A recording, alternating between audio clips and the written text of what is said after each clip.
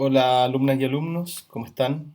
Las clases que vamos a grabar hoy corresponden al uso de fármacos en condiciones fisiológicas especiales y esto se refiere específicamente al uso de fármacos en embarazo, lactancia, pediatría y posteriormente en adulto mayor. Vamos a dividir la clase en varios videos para que pueda ser más fácil cargarla a la plataforma de la universidad y ustedes pueden tenerle la plataforma, ya que el último video de la clase inicial lo tuve que compartir por Drive debido a que era demasiado pesado. Entonces empecemos. ¿Por qué hay que analizar el uso de fármacos en condiciones fisiológicas especiales? Claramente, como ya hemos visto y como estudiamos en el primer curso, la farmacología en los estudios clínicos y como se entiende básicamente es en individuos sanos. En los estudios clínicos en la fase uno se estudia en individuos sanos y esto no se correlaciona con la realidad de los pacientes a diario que ustedes van a lograr ver en sus diferentes consultas y consultas médicas. Entonces, por lo mismo, hay que ver cuáles diferencias y cuáles similitudes en qué punto hay que tomar especial cuidado cuando voy a administrar o a prescribir y a dosificar fármacos en pacientes que no son de un peso eh, promedio como 70 kilos, ¿cierto? Que son pacientes que tienen procesos fisiológicos diferentes a los de un adulto joven, en donde los procesos farmacocinéticos están estudiados y están revisados en forma normal, si se podría llamar, los procesos farmacodinámicos también. Entonces, ¿qué pasa con el uso de fármacos en pediatría y lactancia? Vamos a empezar claramente con el uso de fármacos en el embarazo. Entonces, todas estas situaciones fisiológicas aportan principalmente mayor variabilidad en la respuesta del fármaco, o sea, las respuestas que yo puedo esperar de los fármacos que voy a administrar van a tener una variación muchas veces producto de estas condiciones fisiológicas. Y también pueden haber condiciones patológicas, las cuales vamos a estudiar en un siguiente semana. Principalmente se ve modificadas las situaciones que tienen que ver con el ADME en todas estas condiciones fisiológicas diferentes. Y por lo mismo, al modificar los procesos de absorción, distribución, metabolismo y excreción, se van a modificar las respuestas metabólicas de eliminación, la metabolización hepática, la excreción renal, la distribución en los diferentes tejidos, ya que los diferentes grupos etarios tienen diferente proporcionalidad de tejidos grasos, de tejido de agua, ¿cierto?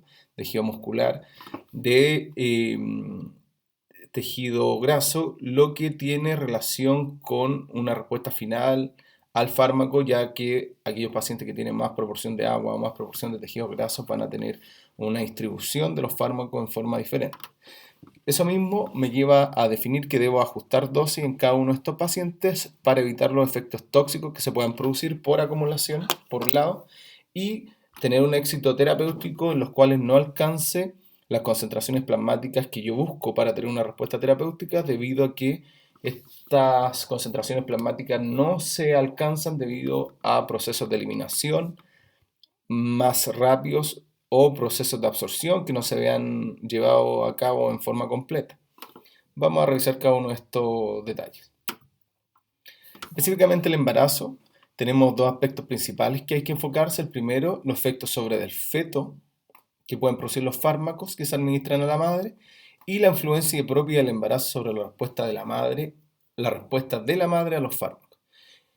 En muchos de estos casos, los efectos adversos son impredecibles. Es difícil poder evaluar un efecto adverso de un fármaco en un feto cuando no tengo las técnicas eh, analíticas y de análisis y de diagnóstico necesarias, las cuales no en todas las ocasiones se puede observar.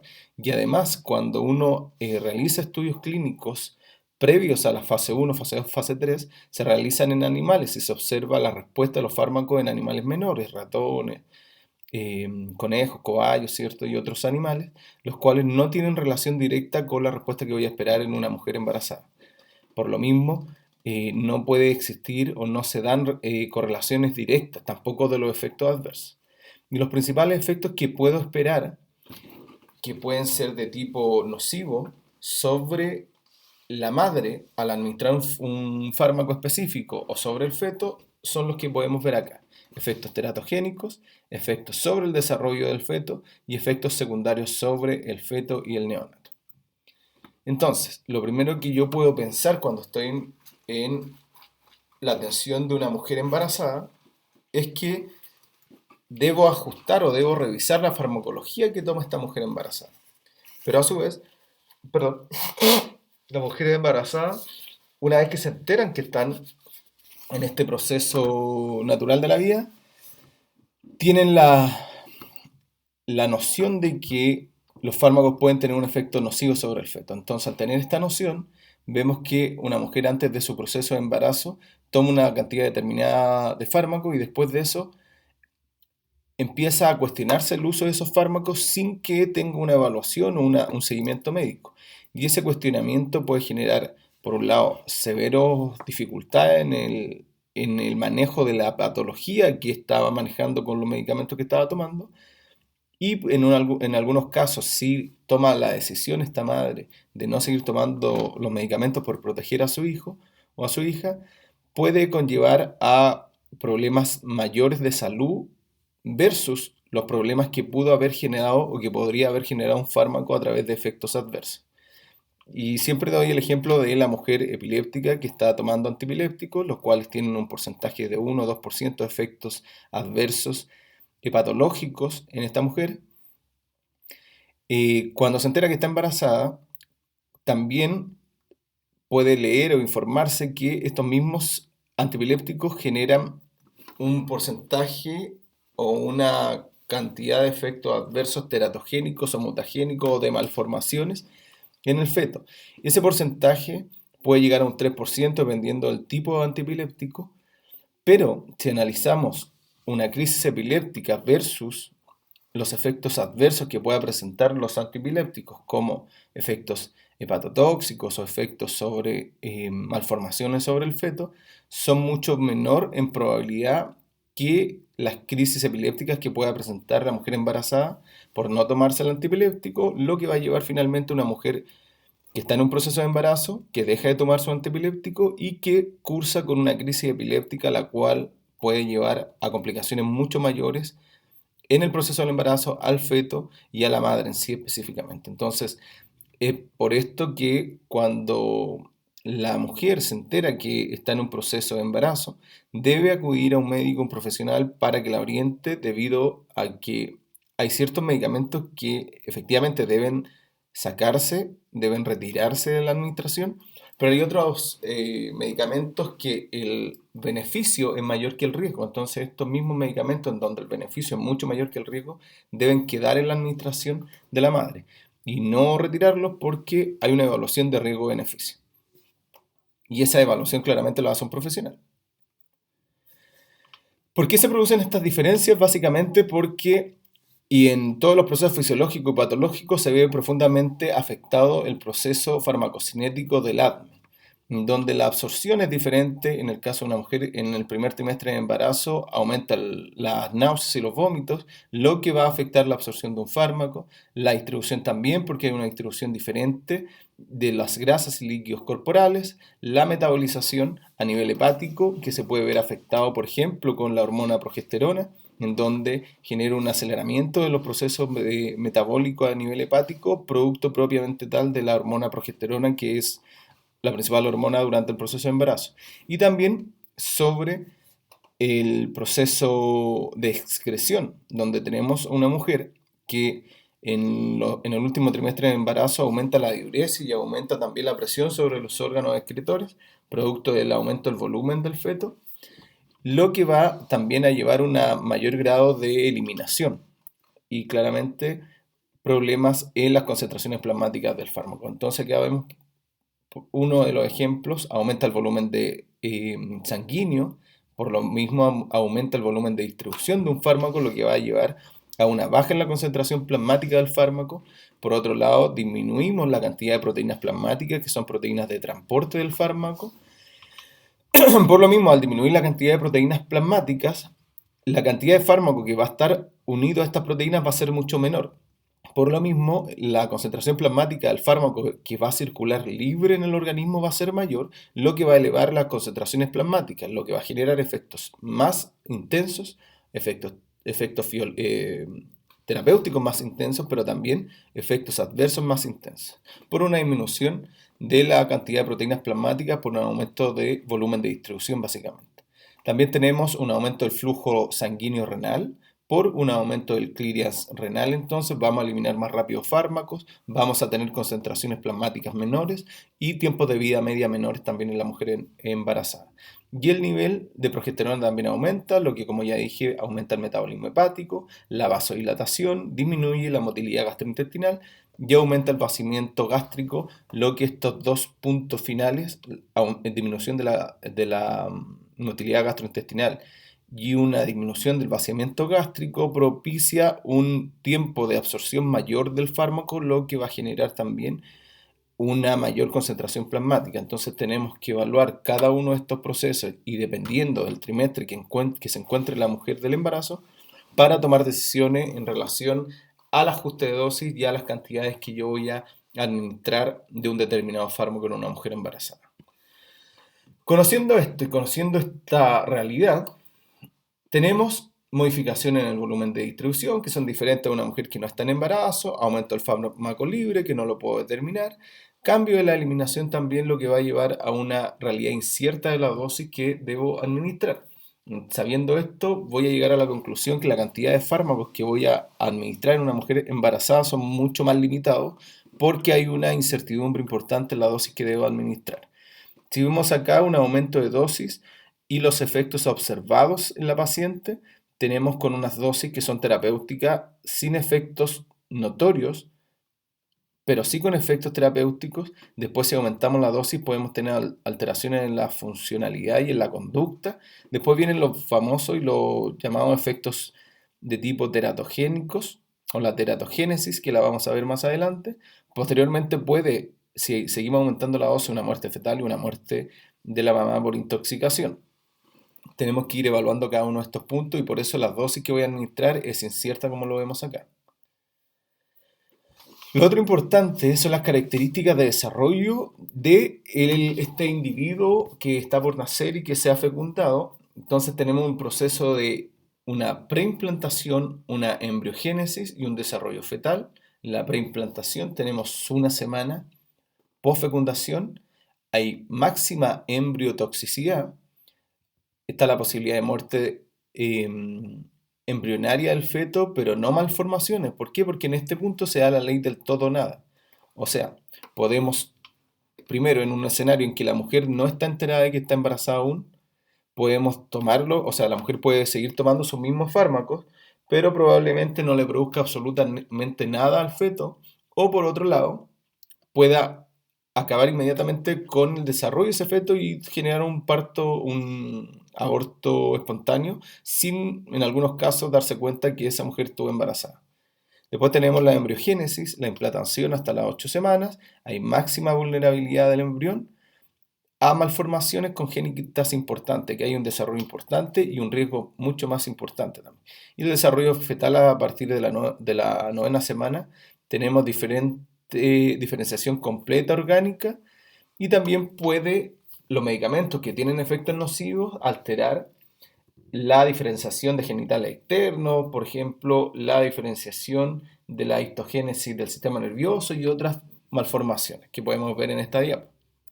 Acá las mismas etapas en donde vemos en estas barras horizontales en qué periodos hay más sensibilidad de teratogénesis y qué periodos hay menor sensibilidad de teratogénesis.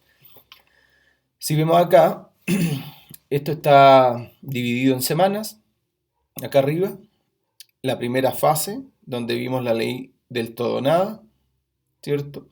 Es un periodo de división, implantación del cigoto y del embrión bilaminar, y después tenemos sí los procesos teratogénesis que los vamos a definir prontamente, en donde en las primeras 5 semanas se ve bastante efectos de malformación en el sistema nervioso, en el corazón, en ojos, piernas, corazón, etc. Y después de eso podemos ver cómo se ven afectados diferentes sistemas.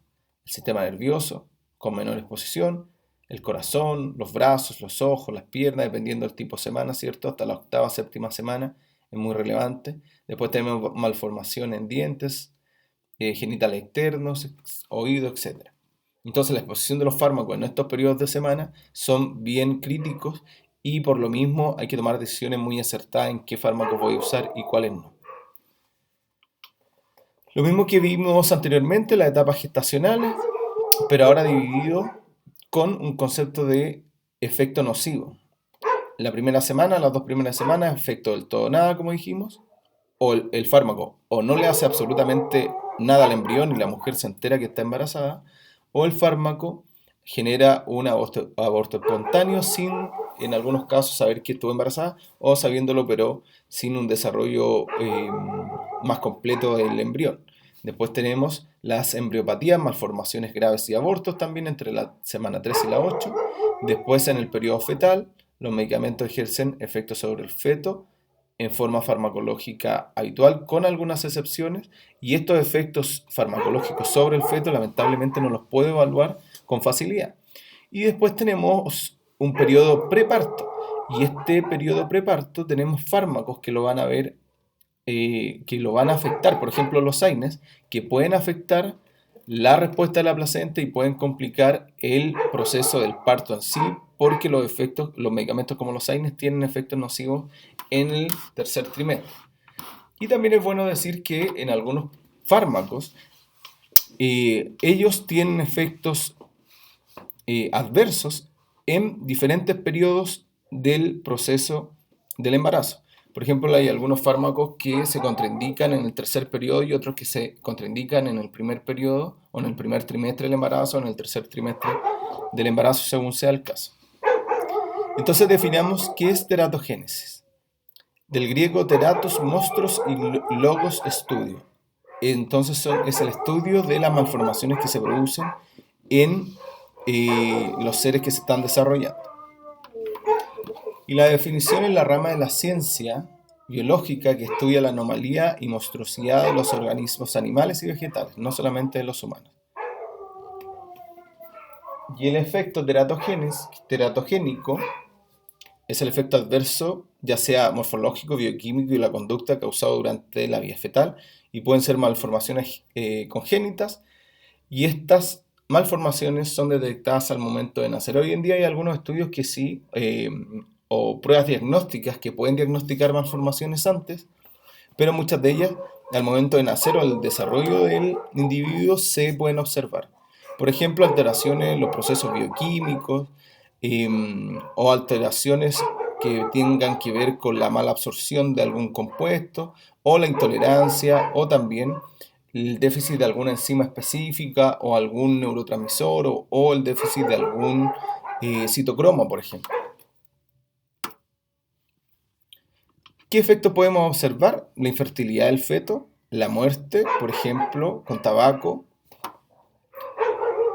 o anticonceptivos o anticoagulantes orales, alteraciones en el crecimiento, que puede verse observada con el alcohol, el efecto sobre la placenta también, con el tabaco, alteraciones del desarrollo, que pueden ser morfológicos, como por ejemplo con la warfarina, que es un anticoagulante oral, bioquímica, por ejemplo, de tipo cretinismo y de la conducta, el síndrome fetal alcohólico, en donde la mujer consumía alcohol durante el embarazo y una vez que nace este niño tiene ese síndrome de deshabituación del consumo de alcohol, lo que va a generar irritabilidad, problema de la conducta, cierto mal desarrollo o mal producción de un sueño aliviador, etc. Y efectos definidos que tienen que ver, que incluyen alteraciones genéticas, carcinogénicas, efectos sobre la conducta y la capacidad reproductiva. Las malformaciones congénitas pueden deberse por varios factores, por la etapa del desarrollo, por la susceptibilidad genética o los estados fisiológicos de la madre. Esto es importante también porque mientras mayor edad tenga la madre, mayor riesgo de efectos adversos producto de los medicamentos se pueden observar y producto de su propio desarrollo fisiológico. la edad de la madre, el estado nutricional, las situaciones socioeconómicas de la madre y del gestante y las enfermedades crónicas que pueda presentar como hipertensión diabética. Hipertensión y diabetes. ¿Qué fármacos pueden generar estos problemas de teratogénesis principalmente? Agentes alquilantes, clorambucilo, ciclofosfamida, alucinógenos, antipilépticos como la carbamazepina, estrógenos como el dietilvestrol y todos los estrógenos, el etanol por sí solo, la fenitoína, el litio, un estabilizador del ánimo, las progesteronas en algunos casos, las tetraciclinas y el valproato, que es el ácido valproico. Lamentablemente tenemos una interrupción de audio producto que mi perro le está ladrando algo. Deme un segundo.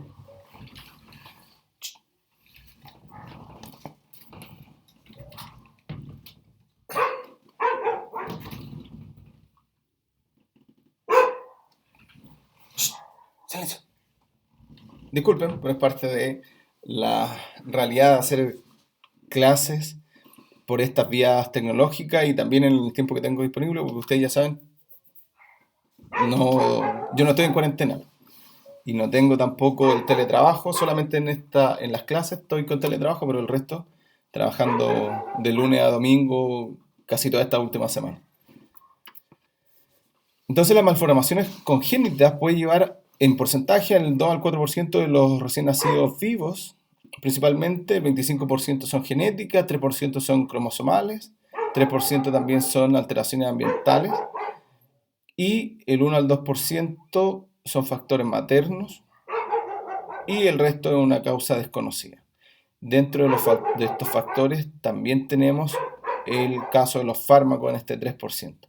Por lo mismo, siempre existe un riesgo de administrar medicamentos a la madre, pero ese riesgo desaparece cuando se evalúan bien los medicamentos que se van a dar y también el riesgo en el embarazo de la madre es importante.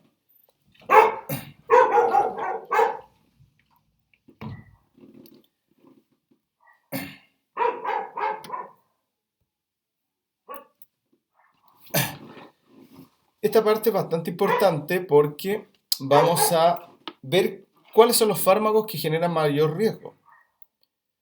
¿Por qué? Porque estos fármacos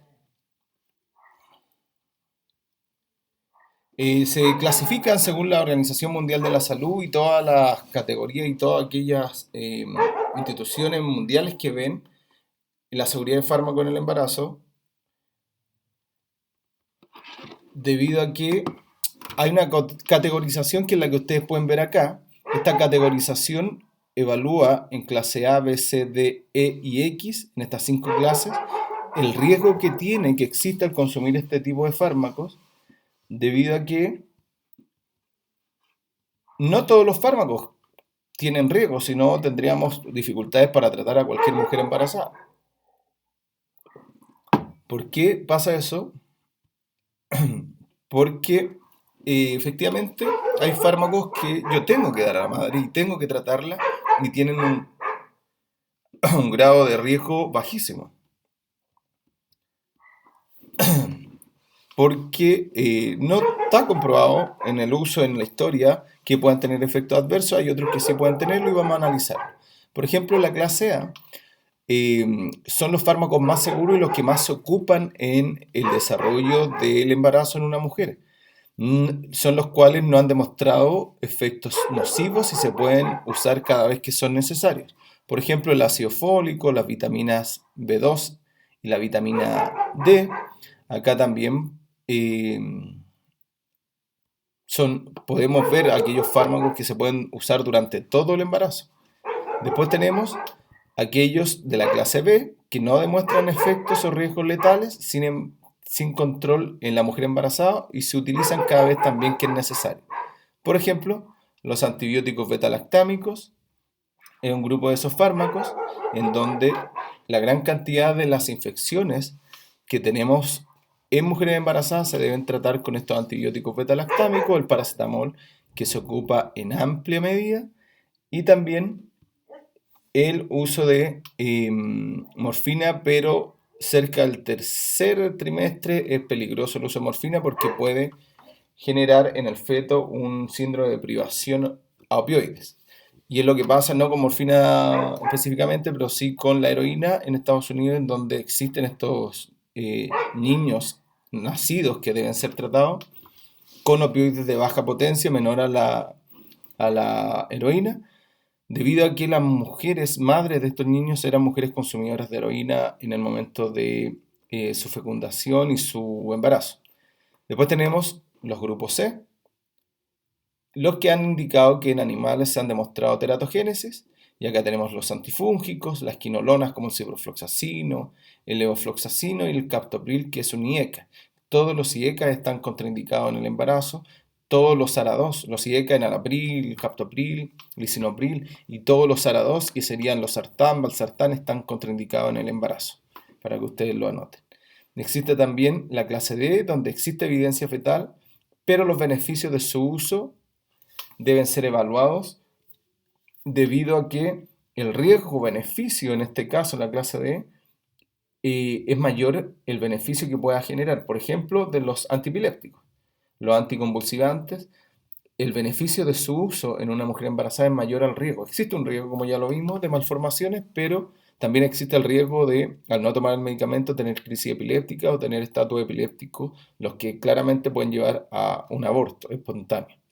Y la categoría X es la categoría que en ningún caso se puede utilizar en el embarazo porque el riesgo de presentar efectos adversos graves como malformaciones es muchísimo más alta que todo el resto de las categorías.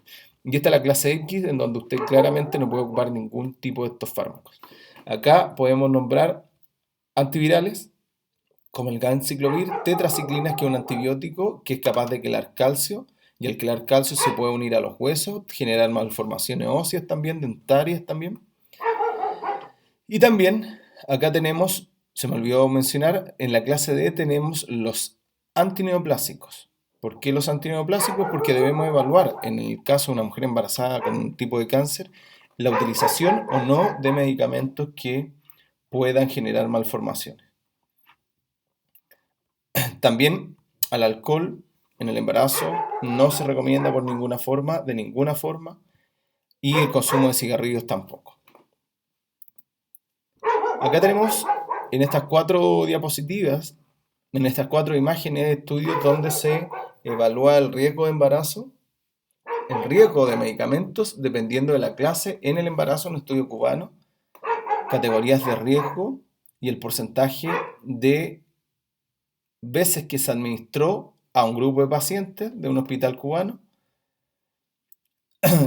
Estos corresponden a todos los datos de farmacovigilancia en Cuba.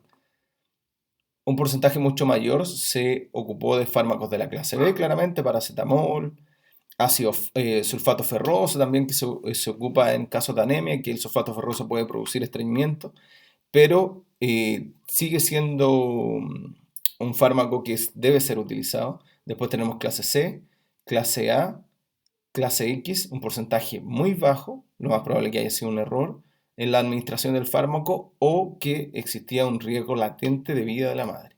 Y la clase D también un porcentaje bajo. Y aquí presentamos reacciones adversas según severidad, también dependiendo de años, leves, moderadas, graves y mortales para la administración de este mismo grupo de fármacos. Y aquí reacciones adversas según la frecuencia de aparición que se puede observar, frecuentes, ocasionales, raras, en donde claramente la más frecuente podemos observar con el mismo ejemplo del sulfato ferroso, que es el estreñimiento, algún otro medicamento que se ocupa en el embarazo que puede generar problemas en su desarrollo, de la madre principalmente, pero no del feto. Y acá describe cuáles son los fármacos que se ocupan con más frecuencia y con mayor frecuencia también de reacciones adversas. En el primer grupo tenemos sulfato ferroso con la mayor cantidad de reacciones adversas, metronidazol, lidocaína, betametasona, metildopa. Ustedes saben que La betametasona, por ejemplo, se ocupa para la maduración pulmonar en embarazos de término. La metildopa se ocupa para el control de la hipertensión arterial en el embarazo. Y acá tenemos un fármaco, el nifedipino, que es un antagonista de calcio, el cual se ocupa como tocolítico para evitar un riesgo de parto prematuro. Y aquí las causas en las cuales se puede evitar las reacciones adversas en el embarazo. Y tenemos un análisis como por ejemplo indicación inadecuada, por eso es muy importante conocer la lista de riesgos de efectos adversos que vimos, clase A, B, C, D y X, dosis inadecuada en donde no se ajustó bien la dosis intervalo o duración inadecuada y la automedicación también que se puede observar, porque lo vemos a diario. Hoy en día estaba leyendo un caso de automedicación que no tiene que ver con embarazo, pero sí con la clase, que tiene que ver con niños, en donde en una clínica famosa en Santiago me llegó la información que una paciente de 2 años llegó con hemorragia en las heces y al hacer todos los estudios observaron que tenía una úlcera activa perforada, una niña de 2 años. Y esto fue producto del consumo excesivo de ácido ascórbico, de vitamina C, en donde la madre, como había leído que era muy bueno tomar vitamina C para combatir, para estimular el sistema inmunológico y combatir mejor el COVID, le dio en exceso vitamina C y esta semana estuvo en la urgencia, fue operada de urgencia por una perforación gástrica producto de vitamina C, y acá tenemos un caso de automedicación en condiciones fisiológicas de una niña de 2 años. Entonces, fármacos que han demostrado ser teratogénicos ya los vimos, los que se deben evitar: warfarina. ¿Se acuerdan de la talidomida de la primera clase que produjo focomelia? Malformaciones en extremidades, oídos y órganos internos en el 20% de los pacientes. La warfarina en el 10%, en el 16% de los pacientes, hipoplasia nasal. Malformaciones del sistema nervioso también. Y en otros grupos, aquí tenemos la tetraciclina en el 50% de los pacientes, coloración y anomalía de los dientes en 50%, y aquellos que deben evaluarse el riesgo-beneficio. Tenemos los antimetabolitos, los agentes alquilantes, que los dos son fármacos antineoplásicos, y el litio también, que puede producir malformaciones cardíacas. Y otra lista de efectos adversos de medicamentos con efectos adversos significativos en el feto. Los IECA en el abril, daño renal en todos los trimestres. Después tenemos los barbitúricos también en todos los trimestres del embarazo, la carbamazepina principalmente en el primer trimestre, cocaína, etanol, yodo en todos los trimestres del embarazo, el litio en el primer trimestre principalmente, el tabaco, la tetraciclina, la warfarina. Por ejemplo, la warfarina presenta diferentes efectos adversos dependiendo del trimestre del embarazo, por lo cual es importante evaluar su uso, si acaso es necesario. Y hay recomendaciones generales las cuales se deben aplicar, en donde podemos ver esta lista. La primera de todas ellas es considerar la posibilidad de embarazo a toda mujer en edad fértil, siempre. Si vamos a empezar un tratamiento que sabemos que tiene un riesgo, que sabemos que es de clase C, D o X, debemos evaluar inicialmente una mujer que está en edad fértil la probabilidad de tomar un test de embarazo. Después vienen la prescripción de medicamentos solo si es necesario. Después luchar contra la automedicación, la autoprescripción y los hábitos tóxicos, como vimos el ejemplo que les di recién. No considerar inocuo ningún fármaco, aunque gracias a esta lista sí sabemos que hay fármacos que son inocuos y son más seguros su uso. Ningún fármaco es completamente inocuo, pero sí es más seguro su uso. También evaluar en cada decisión de administrar un determinado fármaco el binomio beneficio y riesgo que se pueda presentar. En la letra F, elegir los fármacos mejor conocidos y más seguros, ya que ustedes van a estar expuestos constantemente a la visita de profesionales que promocionan diferentes medicamentos nuevos, ¿cierto? En donde la cantidad de datos de seguridad no son totalmente completos y necesarios para prescribir en forma segura a una mujer embarazada. Evitar los fármacos recién comercializados, que ya lo comenté. Utilizar las menores dosis eficaces posibles, porque Así yo puedo titular la dosis y al titular la dosis puedo empezar con una dosis más baja, ver cómo es la respuesta de la paciente, ver si responde bien y quedarme en esa dosis. Si necesito una dosis mayor, poder ir subiéndola escalonadamente hasta alcanzar una dosis que sea totalmente segura para ella, para el feto y que sea eficiente también. Después tenemos tener en cuenta los cambios farmacocinéticos que hemos visto en el embarazo y también tener en cuenta que estos cambios farmacocinéticos después del embarazo desaparecen. Entonces hay que hacer un ajuste de dosis posterior al embarazo, una revisión de la farmacología posterior al embarazo también. Y tener en cuenta también la característica farmacocinética y farmacodinámicas del feto, que no son iguales a las de la madre y hay que evaluarlo siempre. Y otros ejemplos, ya los vimos, fármacos que se debe tener precaución en el primer trimestre del embarazo. AINES, alteración en la coagulación, retraso en el cierre del ducto, inhibición del parto, importante. En el tercer trimestre, anestésicos generales, sufrimiento fetal.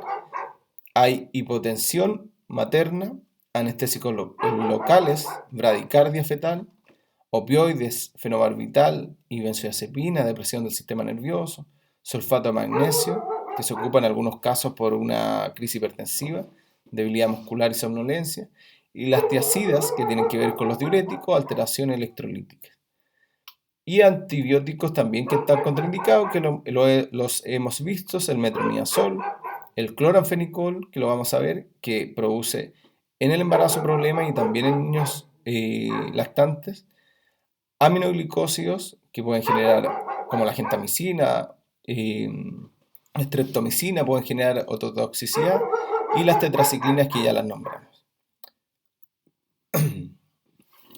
Vamos a dejar este primer video hasta aquí para seguir con el uso de fármacos en lactancia.